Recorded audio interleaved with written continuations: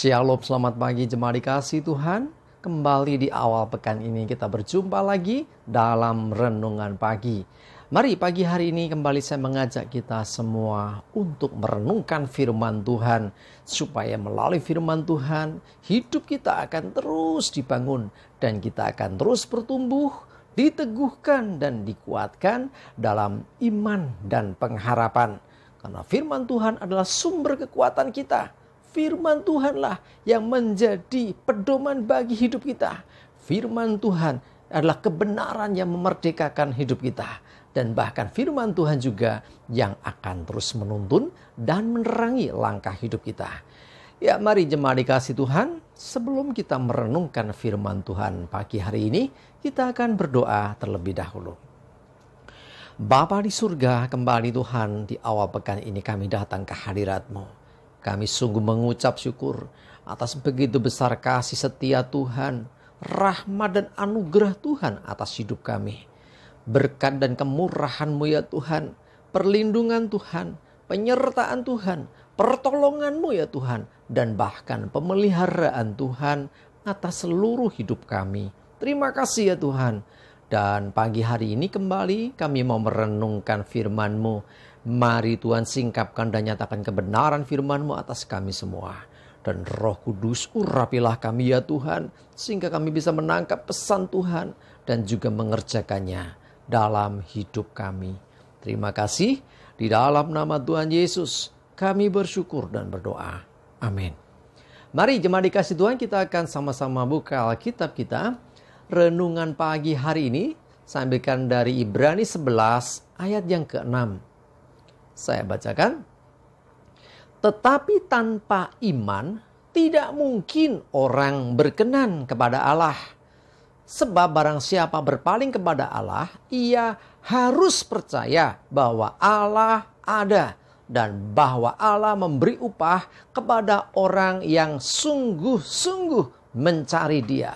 Jemaat dikasih Tuhan, berulang kali firman Tuhan nyatakan bahwa orang benar hidup oleh iman. Ya, tanpa iman, seseorang tidak akan berkenan kepada Tuhan.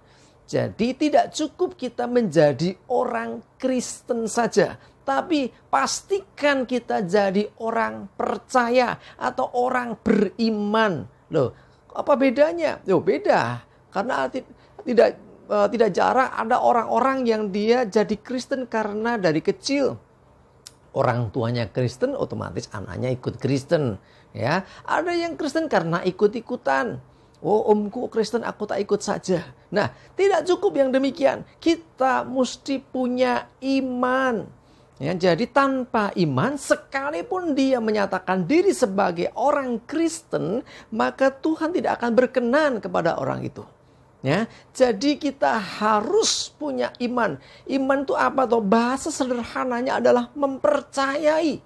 Nah, kalau kita beriman kepada Tuhan, artinya kita percaya kepada Tuhan. Kita harus percaya bahwa Allah sungguh ada. Nah, ini bukan hanya sekedar katanya, tapi kita mesti betul-betul percaya akan eksistensi atau keberadaan Allah. Ya, dan kita percaya bahwa Allah memberi upah, kata firman Tuhan.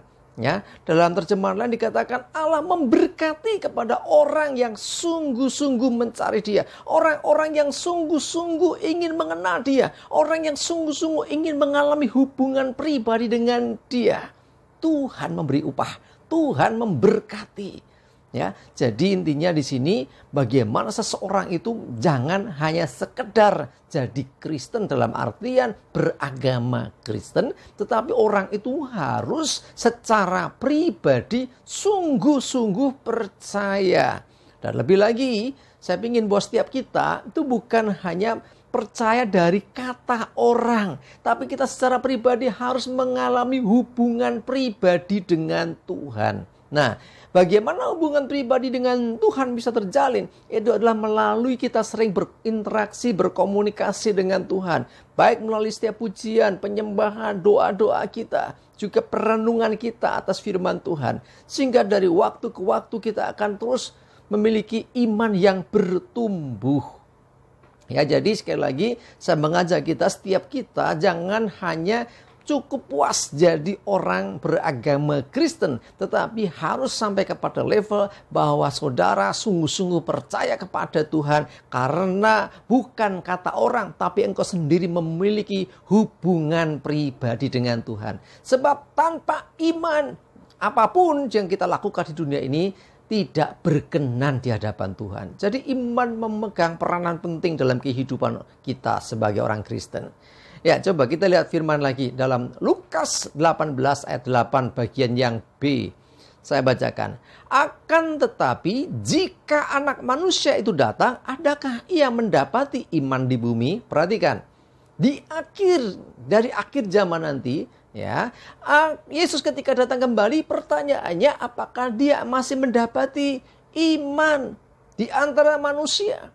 Karena bahwa di zaman akhir atau akhir zaman itu akan ada masa-masa yang sukar. Ya, tidak sedikit di masa sekarang saja orang meninggalkan imannya, berpaling dari Tuhan, meninggalkan Tuhan. Ada yang karena pasangan hidup, ada yang karena tawaran pekerjaan, ada yang karena uang, ada yang karena ini dan itu. Banyak sekali alasan orang akhirnya meninggalkan Tuhan. Walaupun sebetulnya ya istilahnya hati kecilnya masih berbisik. Tetapi ya dengan mengatasnamakan keadaan, tidak sedikit orang meninggalkan Tuhan.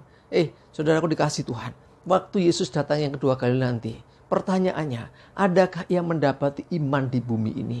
Apakah kita masih percaya kepada Dia?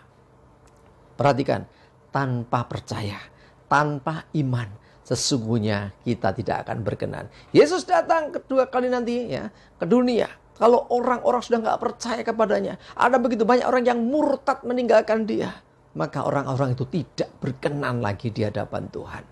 Ya, mari jemaat dikasih Tuhan, pastikan kita memiliki iman yang teguh, yang tidak tergoyahkan oleh keadaan apapun, termasuk badai apapun, termasuk beban masalah apapun dalam hidup kita.